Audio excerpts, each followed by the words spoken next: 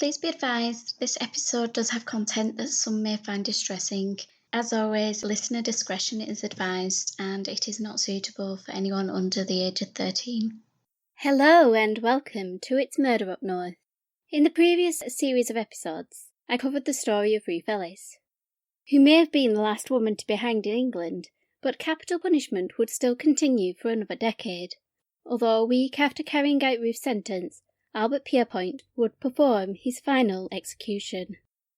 In the 1940s and 50s, a series of deaths would occur in the vicinity of the town of Wigan. A man would be tried for one of these crimes, but whether he was responsible for more may never be confirmed, as his life was ended by Albert's noose. Join me as I explore the case of Norman Green and the unsolved child murders.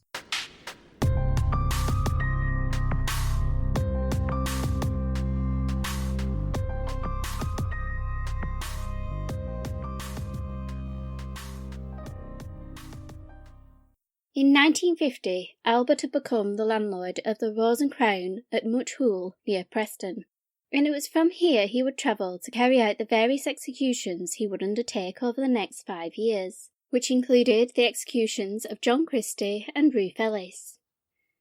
Yet while these crimes occurred in London, his final hanging would involve someone who had committed a murder just 18 miles away from Albert's home. The murder would be one of a series of crimes that had taken place in the area since 1944. Although they may not have been connected, the communities involved were grief-stricken and forced to endure decades of unanswered questions. The Lancashire community's heartache began at 4 p.m. on Friday the 18th of August 1944, as the streets around St James's Primary School in Farnworth began to fill with the delightful sound of children heading home from a long day of lessons. Amongst them was 6-year-old Sheila Fox. Tall for her age, yet shy, her blonde hair was tied back with a pink ribbon. She was dressed in brown stockings, black shoes, and a blue floral dress, over which she wore a green coat.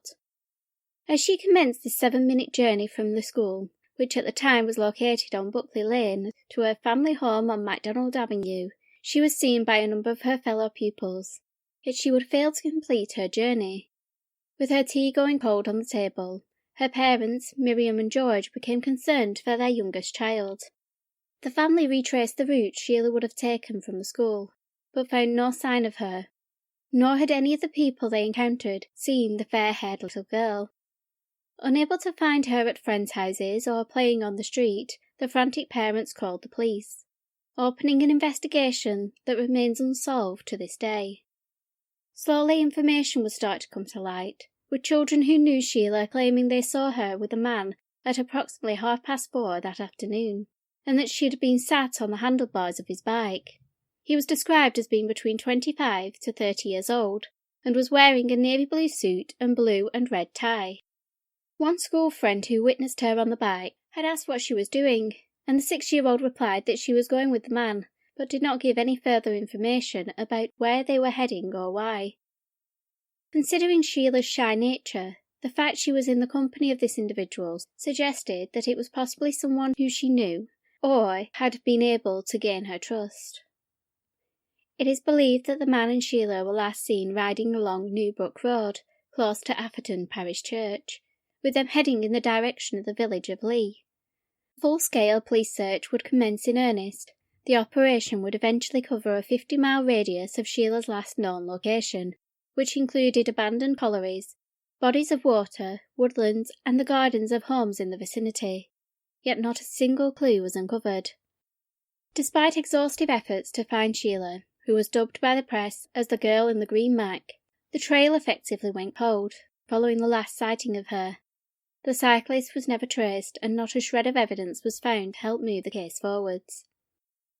There was a glimmer of hope in 2001, when a man approached police regarding something he had witnessed around the time of Sheila's disappearance.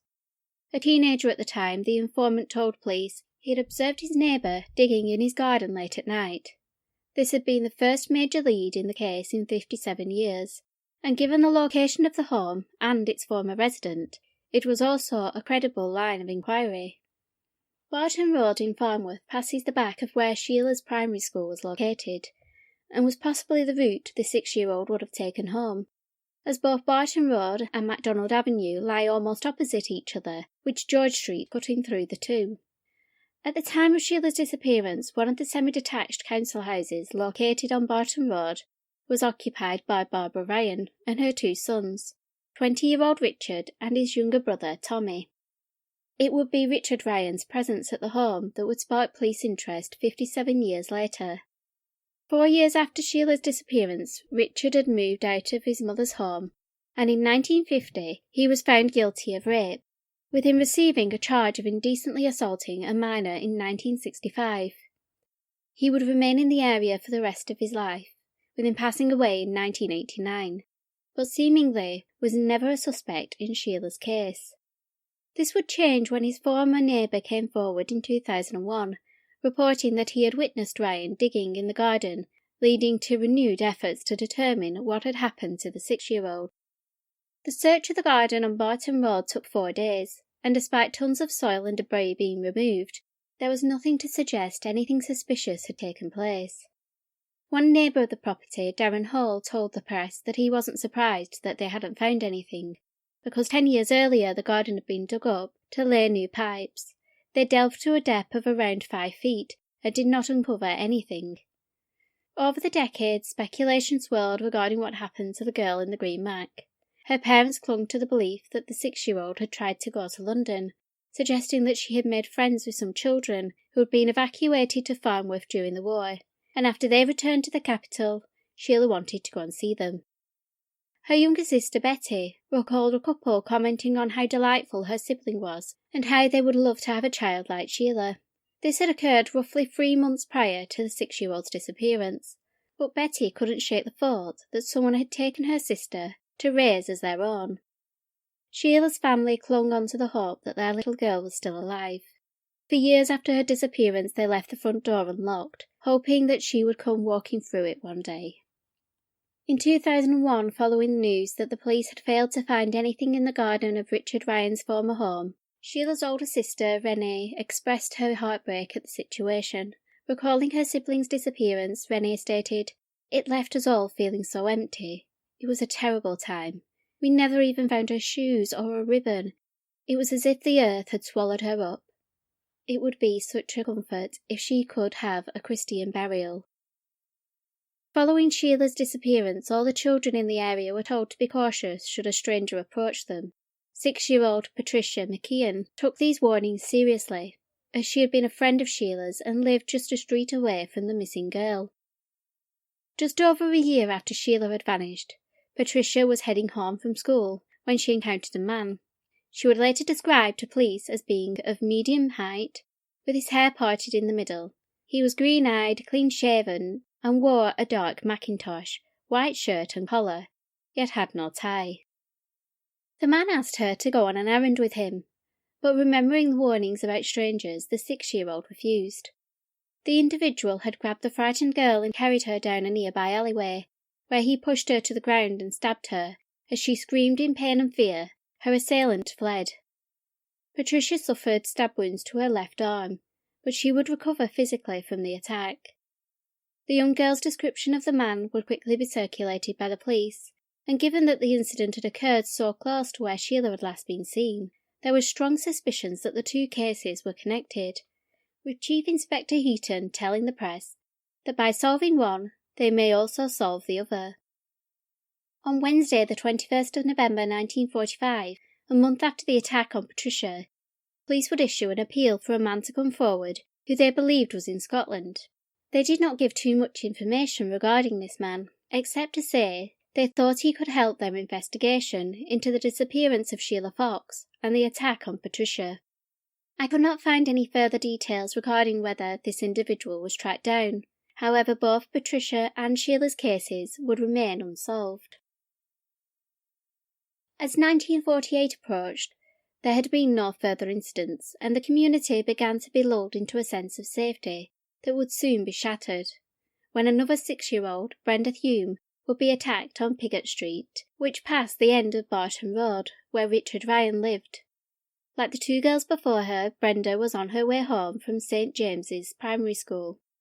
Unlike Patricia, she was able to thwart her assailant, whose identity would continue to be unknown.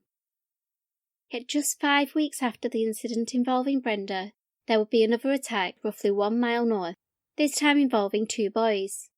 11-year-old Quentin Smith, sometimes referred to as Jack, and his 9-year-old friend David Lee. It was the 12th of April 1948, when at around 5:30 the 2 boys were accosted while playing alongside the now-defunct Bolton to Salford line. Many years later, David Lee still remembered in great detail the fatal attack which claimed his best friend's life, with him recalling that they had been playing close to the railway line when they lit a fire on the embankment.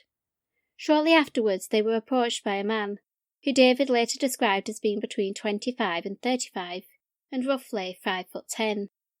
The 9-year-old recalled the attacker had a long, thin face, sunken cheeks, good teeth, deep-set eyes, thin nose, wrinkled forehead, and long fingernails. The individual told the 2 boys that he worked for the railway, and said that it was prohibited to have fires close to the line. In an authoritative tone, the man told the children to follow him, and David recalled, quote, "We walked over to another embankment, and the last thing I remember was him saying to me, 'You lie down there.'" 9-year-old David was then subjected to a brutal attack, during which he was stabbed in the chest and groin.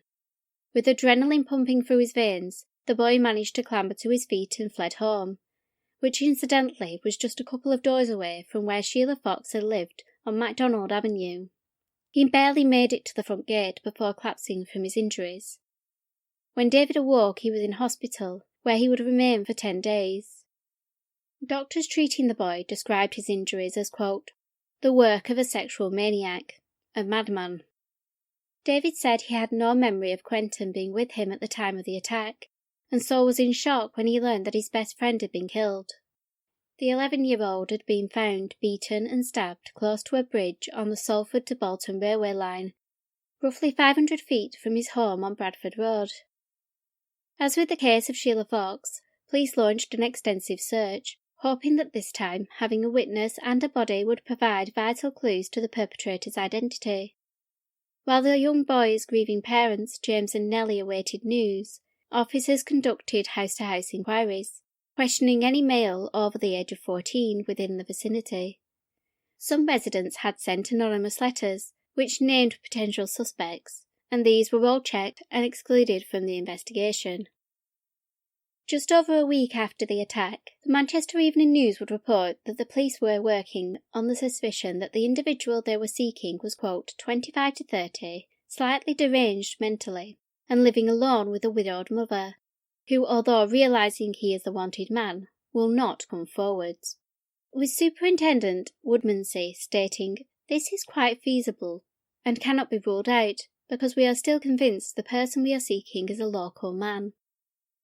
An interesting factor to note is that Richard Ryan, the potential suspect investigated in 2001 for the disappearance of Sheila Fox, was roughly the same age as the man described by David. It is also reported that he moved out of his mother's home on Barton Road in 1948, although the exact month is not certain, and there are no official suggestions that he was a suspect in this case. For 18 months, David was placed under police protection and was relied upon to assist in the investigation. Shortly after the 9-year-old was discharged from hospital, he took part in a reconstruction of events, with him being taken back to the scene of the crime and him retracing his steps, from the railway line, across a playing field, and onto the street where he lived. Over 50,000 males were questioned. A significant number were formally interviewed, investigated and eliminated from the inquiries. David would be driven up to 50 miles away from home to oversee identification parades, including one which featured Peter Griffith. On the 15th of May 1948, Peter Griffith, a 22-year-old soldier, had taken 3-year-old June-Ann Devaney from a ward in Blackburn's Queen's Park Hospital and murdered her in the grounds. Given that this had occurred less than 20 miles away from Farnworth, the police diligently followed up the lead. Yet Griffith's height was not consistent with that of the attacker, and he was cleared as a suspect. He would, however, be found guilty of the murder of June-Ann, and would be hanged by Albert Pierrepoint on the 19th of November 1948. Despite the best efforts of those investigating the murder of Quentin Smith at the time, and a brief revisit in 1976, the case would go cold. For David Lee, the loss of his best friend was devastating, and left him with an anxious disposition, which he stated only eased after being involved in a car accident in the 1970s. In 2001, in light of the activities at the home on Barton Road, David was interviewed by Bolton Evening News, to whom he described his best friend, quote, "Quentin was a very intelligent young lad, who liked his pet dog. With regards to the murder," he continued, "I always think about it when those other murders come on the television. But I don't think about it too much, though, or I'd never have a proper life. The man who did it will be dead by now anyway." 10 miles west of Farnworth, another series of attacks would take place. The first incident took place on Friday the 18th of June 1954, reawakening the fears that had struck the area just 6 years prior. It had been a warm day, blighted with wind and rain, which failed to dampen the spirits of the community, who gathered that afternoon for the annual parish walking day, a once common sight in many parts of the northwest of England. At the event, congregations came together from various churches to parade through the streets, often accompanied by various marching bands, displaying the banners of their place of worship, which from experience could often be heavy and unwieldy. It was a chance to dress up, with little girls carrying bouquets of flowers, wearing matching dresses often painstakingly created by the women of the church, while boys wore smart shorts and freshly starched shirts. Amongst those attending the walks that day was 6-year-old Wilfred Schofield. The cheerful, light-haired boy stood beaming as he watched from the pavement, in a new suit bought especially for the occasion. Following the conclusion of the walks, with the band's marching rhythm still pounding in his head, Wilfred returned to his home he shared with his 2 siblings and his parents, Frederick and Nellie. At 10:15 that night, darkness had descended and the streetlights began to glow. Yet it was not a school night, therefore Wilfred was allowed to play outside. His father heard the latch on the door click as Wilfred closed it, and headed off to find his friends. A neighbour recalled seeing the fair-haired boy walking along the road, describing him as just playing about and dilly-dallying. He was then seen playing with a small object while loitering at the corner of York Street, where his 9-year-old friend Thomas Bamber resided, for whom the 6-year-old was probably waiting for, as the 2 boys were subsequently seen together at a chip shop nearby. Although it is not certain when the 6-year-old was expected home, concerns for his whereabouts were raised to neighbours at around 11:30, and by 12 o'clock Wilfred Schofield was reported missing to the police. The Lancashire Constabulary instantly sprung to action, with them mobilising every available officer and 3 police dogs to search for the missing child. They were joined by Wilfred's family and neighbours. Amongst the search party was the missing boy's uncle, William Sherburn, who, after 6 hours of scouring the local streets, had headed onto a field which lay at the back of his nephew's home. Once the site of a steelworks, the land was now abandoned, with remnants of brick walls overgrown by weeds and chest-high grass. William recalled, quote, "I went forward through the long grass and came to what seemed to be a little tunnel. I crawled into it, and at first could see nothing. I struck a match, but in the gloom there was no sign of anything or anyone. Then suddenly I noticed a few yards away what appeared to be a leg. I groped still further along and found by the light of another match that it was the body of my young nephew. I examined him swiftly, shook him, then I realised that he was dead. I don't know just what made him go on the derelict land at that time of night. When I saw his body I was so confused, and it was so dark that I couldn't see any wounds, but in the light of the matches I did notice that he seemed blue with cold." Within moments of making the discovery, at 4:30 that Saturday morning, William was joined by Wilfred's father, closely followed by the police. As the 2 men were escorted back to the Schofield family home, which was just 200 yards away from the site, a full investigation would begin to determine the circumstances of Wilfred's death. The waste ground proved to be a complicated area to search. Not only was it overgrown, but the area had become a dumping ground for tyres, old furniture, and other unwanted items. Alongside the plot of land ran the Leeds to Liverpool Canal, a deep waterway into which potential evidence may have been discarded.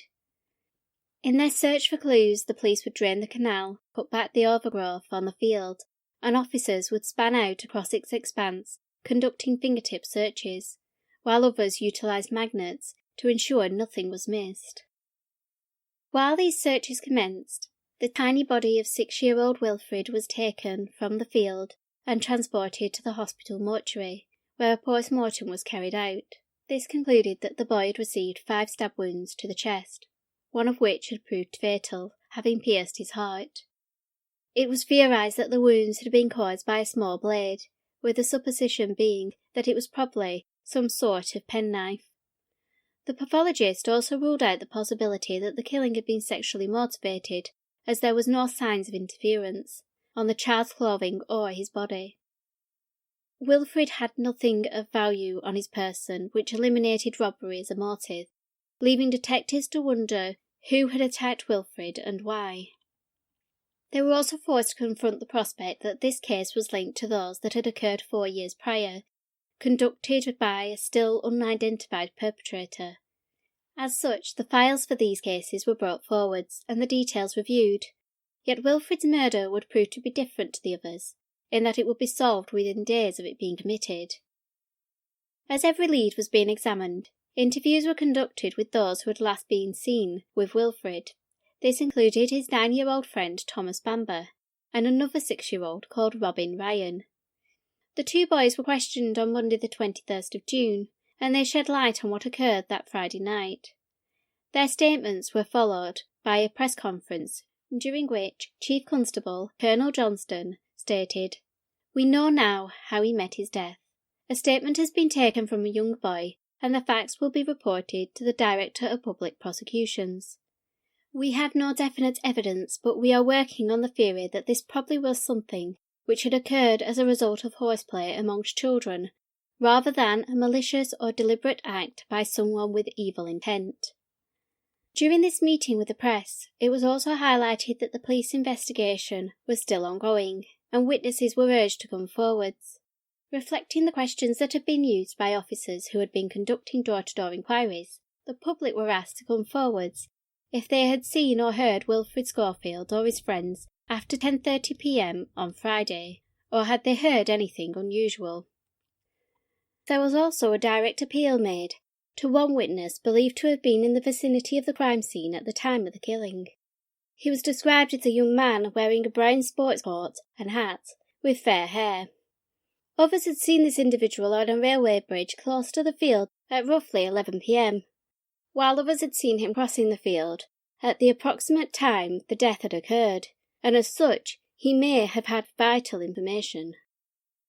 To detectives, all this information gathering was primarily to prove or disprove the assertion that the death had been caused accidentally while Wilfred had been playing with his 2 friends, both of whom would make formal statements on the 30th of June. Further details, including the contents of these statements, would be made public at the inquest held on the 19th of July, yet there would be some contentious moments during the hearing. Giving evidence at the hearing, Detective Sergeant Oxley testified that he had conducted an interview with Robin Ryan, the 6-year-old, had made a statement detailing what happened to Wilfred Schofield, which DS Oxley proceeded to read to the court. Quote, "He was playing with Wilfred Schofield and Tommy Bamber on June 18th. Wilfred got hurt with a green knife which Bamber had. He was hurt in the chest and did not shout. Red came on his chest. Afterwards Bamber threw the knife in the grass. Robin admitted that following the incident he ran home." The detective continued by confirming that Thomas Bamber had told the same version of events, with the 9-year-old stating that the friends had been playing cowboys and Indians, when Wilfred was hurt with a green-handled knife which belonged to the deceased. Admitting that upon seeing that his friend was bleeding, he discarded the knife and fled the scene. Thomas added, quote, "I didn't intend to hurt him. It was done in fun." Both these statements were made in the presence of the 2 boys' parents, and were signed to confirm their veracity by the children, with the mothers co-signing the document. However, both Mrs. Bamber and Mrs. Ryan would refute the truthfulness of their son's confessions during the inquest. When she took to the stand, Mrs. Bamber claimed that Thomas was in bed at 10 past 10 that night, with her alleging that he was asleep at the time the stabbing took place. Her recollection of this was corroborated by Thomas, who claimed he had been with his grandfather until 10 p.m. and was in bed 10 minutes later. His grandfather also stated this as fact. When asked why he had told the police he was at the scene, Thomas Bamber said, "I didn't tell them the truth then. I forgot. It is not true I was playing cowboys." The coroner, Mr. Cornelius Bolton, would however refute these claims. Turning his attention to the boy's mother, he stated, "The evidence shows you must have been mistaken," with the medical expert pointing out that witnesses had seen Thomas with Wilfred that night, including Robin Ryan, who had given a statement which had reflected Thomas's original one. Mr. Bolton proceeded by referring to a statement made by Ryan's brother, who remembered when his sibling came home that night. Robin had told him that he'd been playing with Wilfred and Thomas, and he had said, quote, "You know the 9-year-old boy throwed a knife in Hesketh's field." During the inquest, Robin's mother would also deny that her child was involved in the incident, with her claiming that her son had also been in bed at that time. Mrs. Ryan alleged that the two boys had not told the police the truth, but she did not know why they had lied. However, the coroner overseeing the inquest cast doubt on their new testimonies, using the evidence in the case to disprove them, with the most damning piece being that Ryan and Thomas had both been able to describe the weapon used in the attack, and both had told detectives where the knife had been discarded. Turning to the jury, who had to decide whether it was a case of murder or death by misadventure, the coroner asked them to question if they, quote, "believe that when the two boys made their statements to the police they were telling the truth?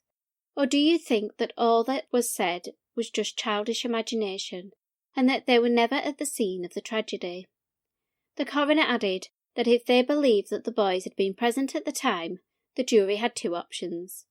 Wilfred Schofield had been killed during a child's game gone wrong, in which case the death was accidental, or, quote, "Bamber knowingly, wickedly and deliberately killed him, for which they should consider the act as murder." On Friday the 1st of October 1954, the jury returned their verdict, with them finding that the boys' original statements to the police had been truthful, and that they were at the scene when Wilfred was hurt. They also determined that the stabbing had not been a malicious act, but one of death by misadventure. This verdict meant that there would be no trial, and no one would be held accountable for the death of 6-year-old Wilfred Schofield, with it being viewed as a tragic accident. As a side note, I did find a comment on the website Wigan World, which stated that Wilfred was laid to rest alongside his best friend Brian Calvin, who had been killed in a road accident, and I can only hope that this provided some comfort for both families, knowing the best friends were together in death as they were in life. Just 5 weeks after the stabbing of Wilfred, with the circumstances of his death not yet known to the public, fears would swell that there was a child killer in Wigan, when 2 miles east of where Wilfred was fatally wounded, another boy's life came to an end. On Friday the 28th of August 1954, John Maudsley was walking near his home when he was approached by a man, who urgently informed the 70-year-old that there was an injured child lying on the site of the disused Wigan Corporation depot, and asked John to look after him. With this, the unidentified man raced away. With just the streetlights to guide his way, John headed onto the waste ground and approached the still figure of a boy lying on the floor. Kneeling at the child's side, the 70-year-old tried to ascertain what had occurred, yet the boy only managed to say, "It's a man." In the dim light, John could not see any injuries on the child, who had fallen silent, yet he knew where the youngster lived, and decided to carry the injured boy roughly 300 yards to his parents' home. Approaching the door of Mr. and Mrs. Harmer on Vere Street, John called out as he pushed the front door open, with the young boy's mother, Margaret, describing the moment, quote, "I was in my kitchen at about 9:55 when Mr. Maudsley came in carrying my son's body. He put him down and said, 'He's dead.'" Under the harsh electric light of the kitchen, the true extent of the child's injuries became clear, with his mother recalling, "The front of his clothing was blood-stained, and I saw blood near his neck." Shortly afterwards the police arrived at the scene, with them eager to determine what had happened to 11-year-old William Harmer, one of 5 children, who was a kind and helpful youngster. Earlier that afternoon, William attended a local jumble sale, where despite being given money to spend on himself, he instead purchased his sister 2 dresses, along with some other clothing. He would then spend his evening running errands for his mum, including taking 2 letters to the nearby postbox. Just after 9:15, William would leave the family home again, telling his mother that he was going out to search for his brother John. However, the 11-year-old would return with a different John, in the form of the 70-year-old that had carried William home. As dawn broke on the 28th of August, over 100 officers had been deployed to help in the investigation, with them carrying out extensive searches of the wasteland on which William was found, alongside the commencement of door-to-door inquiries. Detectives would also be made aware of an assault on another child, which had occurred roughly half an hour prior to William's attack. During this incident, 7-year-old Billy Mitchell, who lived a 10-minute walk away from the disused depot, had been playing with friends close to the Leeds to Liverpool Canal, when he was accosted by a man who tried to stab him with a penknife. Fortunately, the assailant was chased off down the towpath by 2 males. Shaken by the incident and bearing a cut to his chest, Billy raced along the canal towards home. His mother would later reflect on the state her son was in as he burst through the front door, with her stating, "My boy came home crying about 9 p.m. last night, and said a man had grabbed hold of him.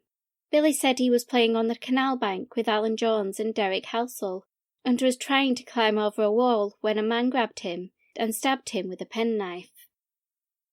Given the locations and times of these incidents, the police believed that the 2 may have been committed by the same perpetrator, a man whom Billy had described as being tall, blonde, in his mid-20s. He was wearing a blue suit with an open-neck shirt.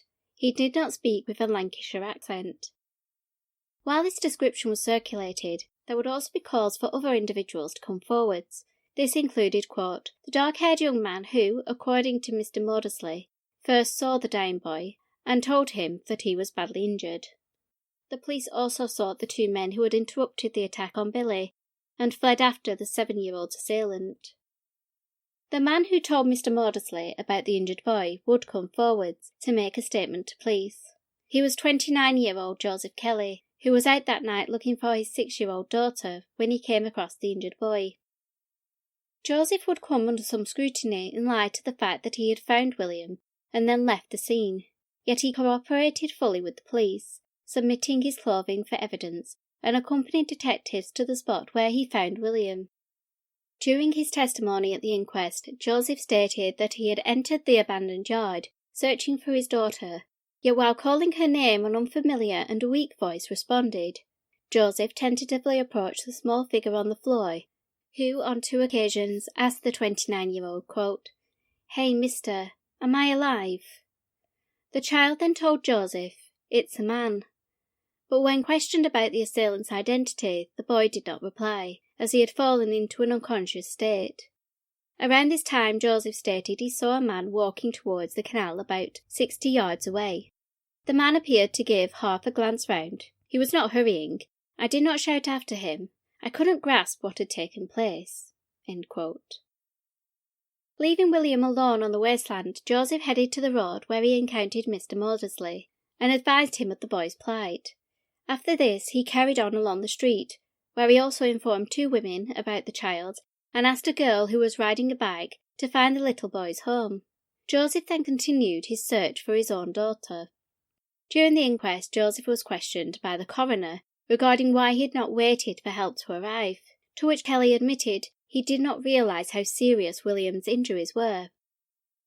The 11-year-old's post-mortem would, however, reveal the true severity of the wounds, with it being concluded that William Harmer had been stabbed 10 times in the chest, with a further injury inflicted to the throat.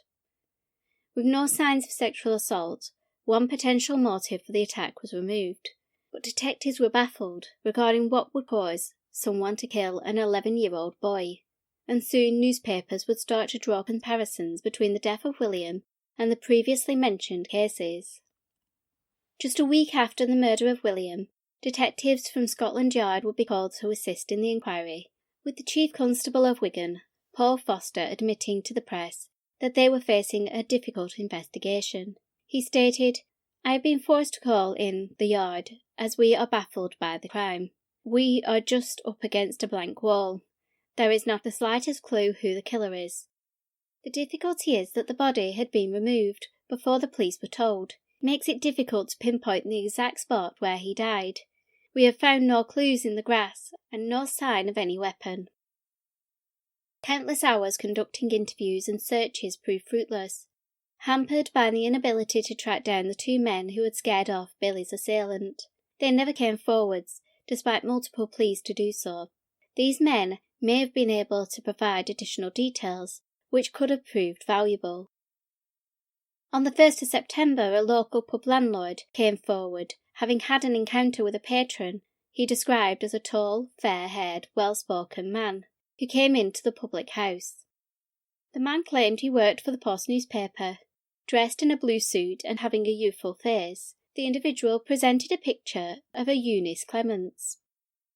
On the 16th of June 1942, less than a mile from where William was murdered, mother of two, Eunice Clements, had left home on Plain Street at 6 p.m. and headed into Wigan town centre, where she remained until 11 p.m.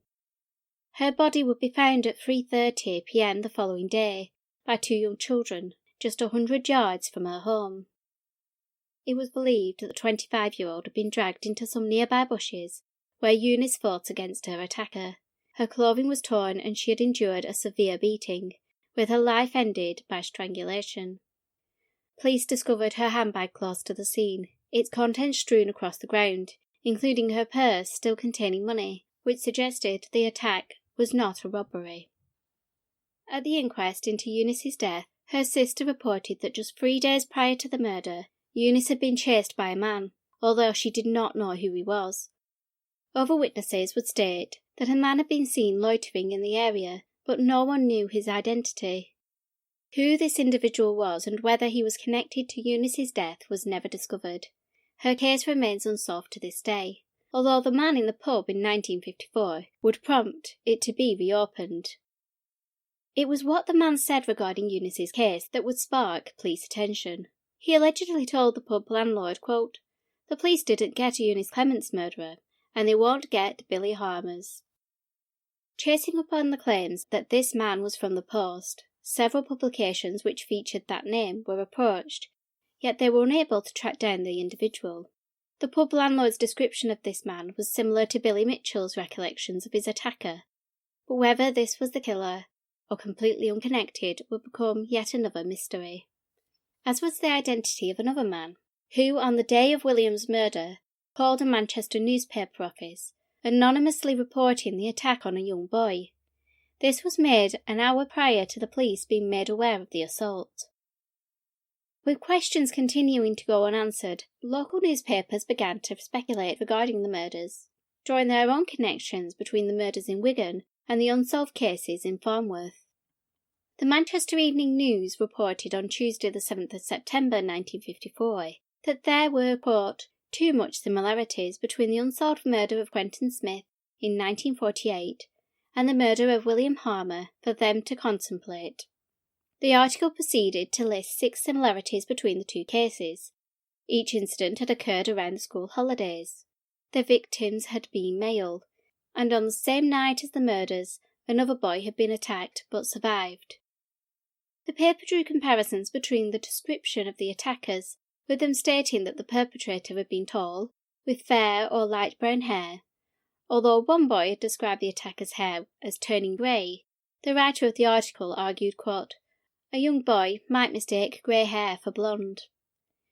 It was also noted that the individual had spoken to the boys and managed to lure them to a secluded location. This was the case with Quentin Smith, with his assailant posing as a railway worker. However, I cannot find anything to determine that this occurred with William. 3 out of the 4 boys were stabbed, including David Lee, who was with Quentin Smith when he was attacked. However, his friend was battered to death, meaning that the attacker had a blade, but either chose to not use it, or was forced to use alternative means, perhaps because the knife had broken. Manchester Evening News' speculations were not supported by the police, who stated that there was no evidence to connect the cases. However, they were keeping an open mind, which would prove crucial when another attack occurred the following year. As the hunt for William Harmer's killer grew cold, winter came and went without any new clues. And by Easter 1955, the sense of unease had begun to fade. Yet as before, the carefree school holidays would herald the death of another child, just 2 miles away from where William's life was ended. Lower Ince lies to the southeast of Wigan, a heavily industrialised area crisscrossed by multiple railway lines and dominated by colliery towers, which had spawned the rows of red brick terraces which housed the pit workers and their families. It was here amidst the grime and hardship that the Yates family lived. Charles, like his many neighbours, worked at the nearby colliery, while his wife cared for their home and 5 young children. Amongst them was their jolly 10-year-old Norman, who filled the house with song and laughter. Norman had spent Easter Monday playing with his friends on the streets and wastelands near his home, not far from the watchful eyes of busy women carrying out their daily chores. The 10-year-old lived in a stereotypical close-knit northern community, where everyone knew one another, particularly with families living sometimes just a couple of houses apart. Having spent the day playing, as darkness fell, the streets emptied and the sound of children gave way to the constant rumbling of trains which passed close to Haywood Street, where Norman's family lived. The youngster was assisting his mother in the kitchen when Charles Yates returned home at 9:30 that night for something to eat, before he had to return to his shift. Sitting at the kitchen table, the father tucked into his meal, while Mrs. Yates, realising that they were out of sugar, slipped Norman 2 shillings, with instructions to go to his aunt's house to acquire some. At 10:20, the dutiful son headed off to make the 2-minute walk, turning left at the end of his road onto Hope Street, where his relatives resided. But when the door to his family home swung open at 10:10, his parents were surprised to see his auntie entering the kitchen.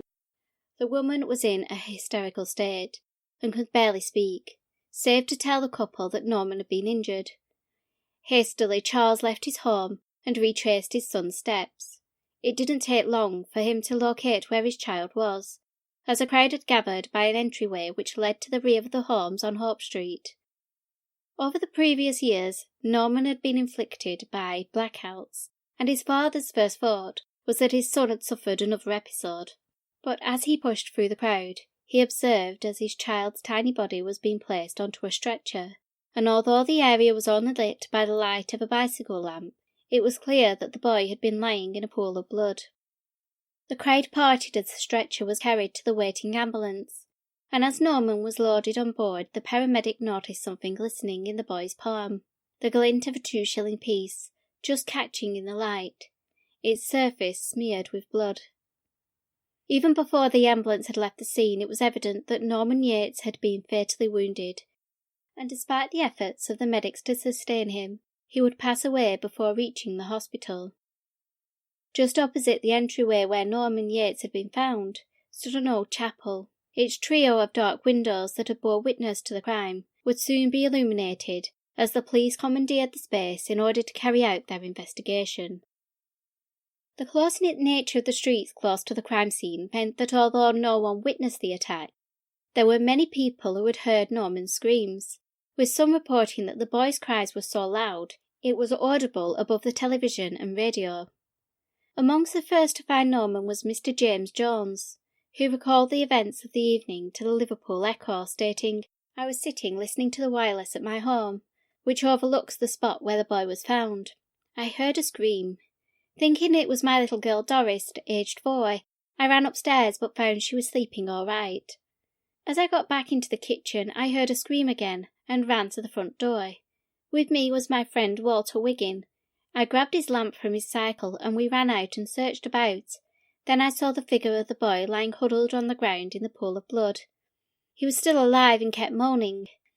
I got my friend Wiggins to stay with him, while I ran to a telephone kiosk to summon assistance."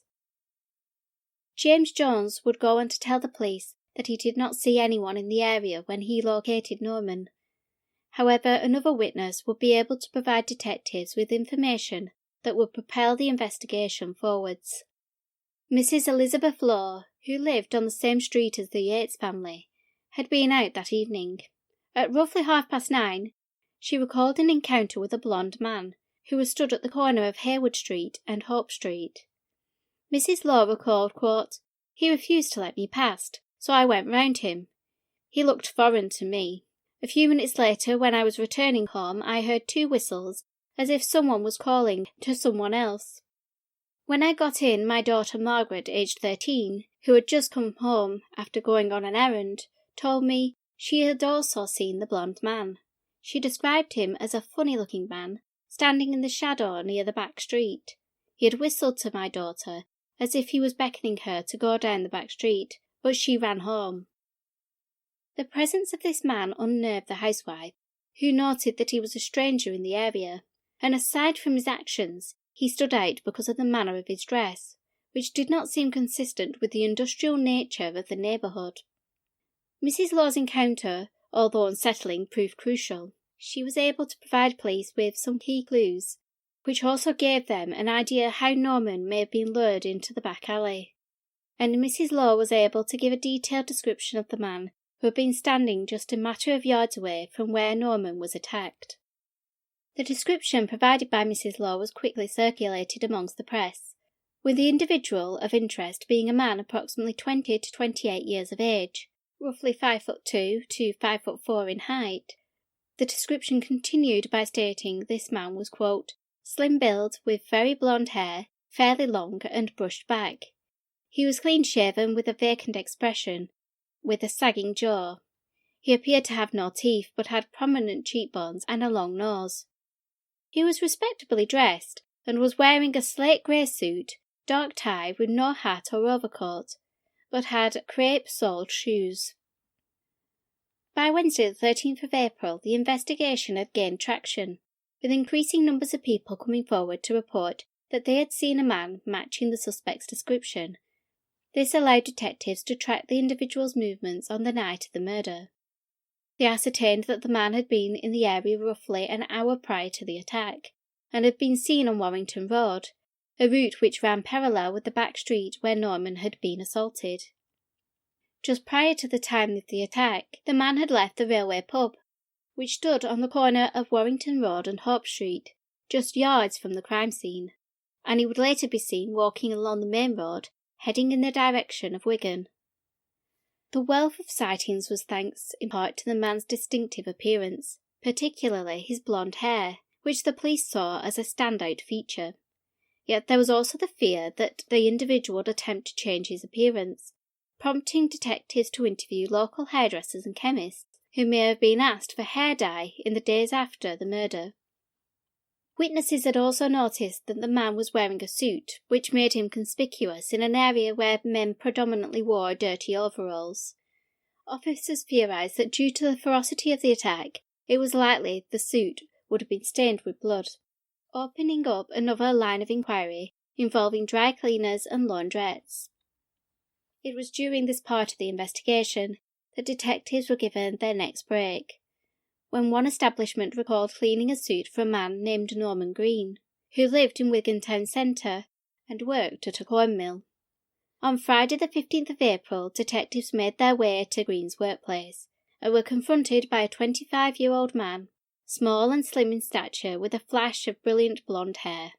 He certainly fit the description of the suspect, but when questioned he denied being in Lower Ince on the night of the murder. Detective Sergeant Parkinson, accompanied by Detective Sergeant Edmondson, conducted an informal interview with Norman Green in the manager's office at his workplace, keen to ascertain the 25-year-old's whereabouts on the night of the murder. Green told the 2 officers that he had left his home in the centre of Wigan at around 7 o'clock that evening in order to buy a newspaper, with him returning to his residence about an hour and a half later. When asked if he remained there, Green stated that he, quote, "went out again across the market square and had a drink in Bath Springs. I had a walk round town and got home just after 10 o'clock. I never went to Ince that night." When asked to elaborate on where he went in town, Green provided a detailed account, with him stating that he walked past the Ritz Cinema on Crompton Street, in order to use a public toilet, after which he loitered outside the Hippodrome before making his way back home just after 10 p.m. If his statement was truthful, Green was not in the vicinity of the crime scene at the relevant time, and when asked about the sightings of a man matching his description being in the railway pub that night, the 25-year-old was quick to rebuke suggestions the individual was him. The officers pushed further, pointing out the striking resemblance Green bore to the man they were looking for, and when asked why he hadn't come forward to be eliminated from the inquiry, Green allegedly replied that he didn't want to get into trouble. This response did not satisfy Sergeant Edmondson, who was becoming increasingly convinced that Green was hiding something, and so the officer probed more, advising the 25-year-old that his answers were unsatisfactory, and that he believed that Green had been in Lower Inns that night. There was a notable silence in the manager's office, as the detectives awaited a response. Green fidgeted slightly before replying, "Oh, I remember now, I did go to the railway." Having admitted to being in the area, Green was advised he would be taken to the police station for further questioning, prompting the suspect to respond, "I've told you the truth now. I was in the railway, but I had nothing to do with that boy." Green's interview at the police station continued with the line of questioning that had started at the 25-year-old's workplace, with it being reiterated that he matched the description of the man who was being sought for the murder. Green's response was, quote, "Yes, but there are more blondes than me. Anyway, I haven't got a sagging jaw." He was then asked to describe what he had been wearing on Easter Monday, to which Green replied, "My blue striped suit and brown shoes. I hadn't got my raincoat on." These items would later be retrieved from the suspect's home for further analysis. But meanwhile, the officers focused on the individual before them, whose blonde hair was of significance, given that when Norman Yates's clothing had been examined, a couple of strands of yellow hair had been found. Wishing to compare these strands to the potential suspect, Green was asked to provide a sample, which he willingly agreed to, on the proviso that the officer didn't spoil his hair. And while these strands were being retrieved, he flippantly stated, "The chaps at work have been razzing me about being blonde, and say the cops will come for me, and that I'd get the rope." As the hair sample was secured and sent away for testing, the detectives continued to speak with Green. Again he was asked why he hadn't come forward to help the investigation, to which he once again stated because he wasn't involved, although he added that he wasn't the type of person they were looking for, claiming that he liked little boys, and going on to state that the police were looking for someone who's psychological like John Straffen, a man who in 1951 had killed 2 girls, 5-year-old Brenda Goddard and 9-year-old Cicely Batstone, yet he was considered unfit to plead at trial and was committed to Broadmoor Hospital. However, a year later, Straffen escaped, and during his brief spell of freedom, he murdered 5-year-old Linda Bower. Although Straffen stood trial for this murder and was found guilty, he was reprieved due to his mental state and sentenced to life in prison. In an attempt to differentiate himself from John Straffen, Norman Green told the police that he had read about the triple murderer, stating, "He got sent to a sanatorium. He was psychological, and I am not." When asked what he meant by his claim that he liked little boys, Green spoke about his young nephew, whom he was very fond of, and stated he felt about boys the way he felt about his nephew. He then proceeded to protest that he had nothing to do with the murder of Norman Yates, claiming he was a good Christian man who regularly attended church and spent time with his family. While Green was being questioned, his home and workplace had been searched, and amongst the items that had been retrieved were a blue striped jacket, matching trousers, and a pair of brown shoes, which were placed on the table in the interview room, with the suspect openly identifying them as the clothes he had been wearing on Easter Sunday. This admission would come back to haunt Green later that day, following a short break. He was brought back to the interview room, where he was told that traces of blood had been found on the blue striped suit. When asked to explain the presence of these stains, a silence descended for some time, before the 25-year-old looked at the detectives and stated, "Yes, I killed him." Placing his head in his hands, Green began to sob, and took a few moments to compose himself before he exclaimed, "I get an urge to do it. I fight against it, but it is no use." Green proceeded to provide an official statement regarding the events of April the 11th, 1955, when he took the life of 10-year-old Norman Yates. He told detectives, quote, "Most of the things I have told you before are lies, and I wish to tell the whole truth. I left home about 8 p.m. and went to the Bath Springs for a drink of beer, and then I got a bus to the Old Hall and had a drink there. Then I went to the Walmsley and about 9 p.m. went to the Railway Inn. Came out of there and stood at the door and saw a boy coming along the street. I went up the entry and he came up to the entry and followed me up. I turned round and said, 'Can you get me a drink of water?' And he said, 'Yes, you can have one at my mother's.' We went up the entry towards the back of some houses. We went across the road and I killed him there. I ran down the back to the main road and went home. When I killed him, he screamed, and I stabbed him 4 times. The weapon I hid where I work." Throughout his statement, Green retained his composure, and proceeded to do so as he told the officers where they would find the murder weapon. When asked if he wished to add anything else, he stated, "I am very sorry, and I ask God and the boy's mother to forgive me for what I have done. I hope my mother will forgive me for the trouble I have caused." Green then broke down in tears once more, as he was formally charged with the murder of Norman Yates, and by the following day he was also charged with the death of William Harmer, a crime which Green had been questioned about the previous year. The striking similarities between William's and Norman's death were evident, and the descriptions of the person of interest in both cases bore an uncanny resemblance to the 25-year-old Norman Green. Yet of the two cases, the evidence in Norman Yates's murder was deemed to be the strongest, particularly because they had recovered the murder weapon and the clothing the suspect was wearing at the time. As such, it was Norman Yates's murder that Green would stand trial for. Proceedings began on the 30th of June 1955, with all the 30 witnesses called to testify, amongst them being the multitude of people who had observed Green in the Lower Ince area on the night in question, and the people who had come to the little boy's aid. While their testimony helped solidify the accused locations on the night of the murder, the testimony of Home Office pathologist Dr. Manning would reveal the full extent of Norman's injuries.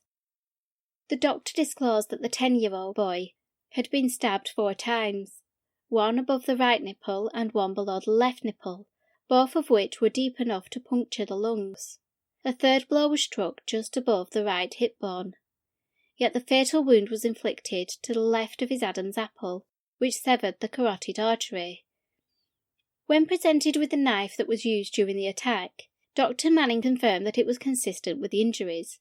He also noted that the blade appeared to have been sharpened numerous times, which had removed much of the metal, adding that this was likely achieved either by holding it over a grindstone for a long time, or repeatedly sharpening the weapon. It was also noted that the blonde hair found on Norman Yates's clothing was consistent with Green's hair colour. This, combined with other evidence, alongside Green's confession, left very little doubt that he had perpetrated the horrific crime, and if found guilty, the 25-year-old would be sentenced to death, a fate the defence team were keen to avoid for their client. Therefore they opted to take up the insanity plea, with his lawyer Mr. Crichton instructing the jury that since the age of 14, Green had been plagued with the urge to kill, which came in waves every 3 weeks or so, before dissipating. He advised that the defendant had resisted the desire until August 1954, when he took the life of William Harmer, with the defence counsel pointing out that, quote, "You have these motiveless killings, with no question of money or sexual assault, on these boys. He just goes up to a small boy and, without anything more than a few words, stabs him to death. I ask you to say that that is the act of a madman." Mr. Crichton continued to express that Green had been suffering from violent headaches for the last couple of years, a claim which the defendant's mother would attest to, and would be further elaborated upon by 2 doctors who would testify that Green had been suffering from temporal lobe epilepsy at the time of the murder, which rendered him unsound of mind. To solidify their case, the defence called upon the expertise of Dr. Isaac Frost, who confirmed the conclusion that Green had been suffering from temporal lobe epilepsy at the time of the murder and would not have known he was doing wrong, a conclusion supported by Dr. Frost's assistant, Dr. Oscar Slowick, who also outlined the interviews he had conducted with Green prior to trial, during which the defendant had disclosed his struggles against his violent urges and how he had found keeping himself busy through manual labour or being around other people seemed to help. The trial adjourned for the weekend, and upon its continuance, the prosecution had the opportunity to cross-examine Dr. Slowick regarding his claims that Green was not in his right frame of mind at the time of the killing. Recalling the doctor's supposition that Green had been in a state of impaired awareness from roughly 7:30 on Easter Monday, prosecutor Mr. Brabin asked what Green's state of mind was when he asked Norman for a glass of water that night, to which Dr. Slowick stated that he was mentally impaired. Mr. Brabin asked when Green's epileptic episode came to an end, to which Dr. Slowick replied, "Nobody can tell," and when the witness was pressed further for an answer, he replied, "It ended some time after the killing of the little boy Yates." Mr. Brabin continued by asking whether Green's awareness was still impaired when he went through the back streets to the main road after the stabbing, implying that the defendant opted for this route to avoid being seen. The doctor responded that he would have still been impaired, while also being in an effective state of pleasure following the murder. However, the doctor's testimony became undermined when he conceded that Green felt guilty after the murder of William Harmer and the attack on Billy Mitchell, and during these attacks he believed the defendant knew what he was doing. Yet the mention of these incidents seemed to throw the doctor off, and he was questioned why he was unwilling to discuss the earlier attacks in more detail, to which Dr. Slowick responded, "I had not been informed these preceding cases would emerge during the trial." Mr. Brabin reminded him that the defence had put forward no arguments against the prior incidents being introduced, and therefore the doctor was free to discuss them. Despite this reassurance, the doctor kept his answers restrained, with him acknowledging that Green knew at the time of the earlier attacks that his actions were wrong. To counter the evidence provided by the defence's experts, the prosecution summoned their own psychiatrist to the stand, Dr. Brisby, who would disclose that having conducted around 10 separate interviews with Green, he had drawn the conclusion that the defendant did not have epilepsy, nor was he suffering from an abnormality of the mind, stating that Green seemed to be completely aware of his actions and that they were wrong. He did admit that the defendant's lack of discretion before and after the murder, which resulted in multiple people seeing him, demonstrated that Green was not a very astute individual. The doctor went on to allege that Green had an abnormal sex life, and that it was possible that a fit, when he was younger, while harbouring an obsession to kill, could have caused him to follow those urges, but noted that, quote, "In a sex killing, the killer would be completely rational and in his senses." With the defence arguing that Green had acted autonomously due to him suffering from temporal lobe epilepsy, rendering him incapable of understanding the severity of his actions, the prosecution would state that the murder was a sexually motivated one, committed by a man who knew that what he was doing was wrong. It was left to the judge, Mr. Justice Oliver, to sum up the case for the jury. He reminded them that the onus was on the defence to prove without doubt that their client was insane, and that they should reach a judgment based solely on the evidence provided in court.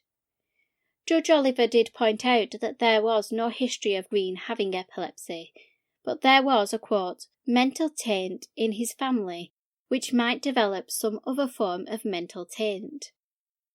Placing the decision in the jury's hands regarding whether the defendant was guilty but insane, the judge pointed out that the doctors in the case had all but accepted that the previous attacks on Harmer and Mitchell were carried out with murderous intent, and that the defendant had the clarity of mind to destroy the weapon, having confessed to the police that he had broken the blade from the shaft and flushed it down the toilet. The question for the jury was that if these previous attacks were carried out with a clear intention, devoid of any autonomy, then what, if anything, made the attack on Norman Yates any different? Either the defendant was insane when he committed all 3 attacks, or he was sane, and acted out of the desire for the sexual gratification he experienced during the murderous deed. The jury of 10 men and 2 women were then dismissed to deliberate, knowing that their decision could be the difference between life and death for the defendant. However, they were urged to set aside any emotional reactions to the crime, or the fate of the perpetrator, and focus solely on the facts as presented in court. And it was on this basis that they returned a verdict of guilty without a recommendation of mercy. Norman Green would not appeal his sentence, and although his capture and conviction gave resolution to some, for others there were still so many questions left unanswered. He was found guilty of one murder and confessed to another, but could Norman Green have been responsible for other unsolved cases in the Wigan area? It has been 80 years since Sheila Fox vanished on her way home from school, and 76 years since Quentin Smith was brutally murdered while playing with his best friend. The passage of time is never kind in such cases, with so little evidence available and potential witnesses having either passed away or forgotten those tiny details that could have proved crucial. When Albert Pierrepoint escorted Norman Green into the execution chamber on the 27th of July 1955, and repeated the process he had carried out hundreds of times before, he had no idea that this would be the last execution he would ever perform. Why Albert ceased being an executioner was the source of speculation and rumour for some time, with many claiming that the demise of Ruth Ellis was the catalyst. Had he quit because of the outcry surrounding her death? Had hanging a woman affected his conscience, leaving him unable to perform another execution? Or had Albert Pierrepoint been dismissed, as it was feared that he was going to breach the Official Secrets Act and disclose Ruth Ellis's final words? Undoubtedly, being an executioner was not easy. Bringing about the death of someone, even a person who had committed horrific crimes, must have had some psychological effects. It's hardly surprising that some of Albert's predecessors succumbed to alcoholism, perhaps as a means of dulling the emotional burden of the role. But this was not why Albert quit, especially not because he had executed a woman, something he had done several times prior. Nor was there a fear he was going to reveal Ruth's final words. He was prevented from having his memoir published in a newspaper, but this occurred after he had ceased being an executioner. All this speculation has probably lingered, because the truth is slightly more mundane. Albert Pierrepoint resigned his post in February 1956, 7 months after the execution of Ruth Ellis, and though at the time he was not able to disclose the reason, it would emerge years later that he quit in a dispute over pay. Albert had been summoned to carry out an execution at Strangeways Prison in Manchester, and as he had done many times before, he boarded the train in Preston and travelled to the city in order to arrive at the prison by 4 o'clock the day prior to the execution. When he arrived, however, he was advised by the governor that the prisoner had been reprieved, and thus Albert's services were not required.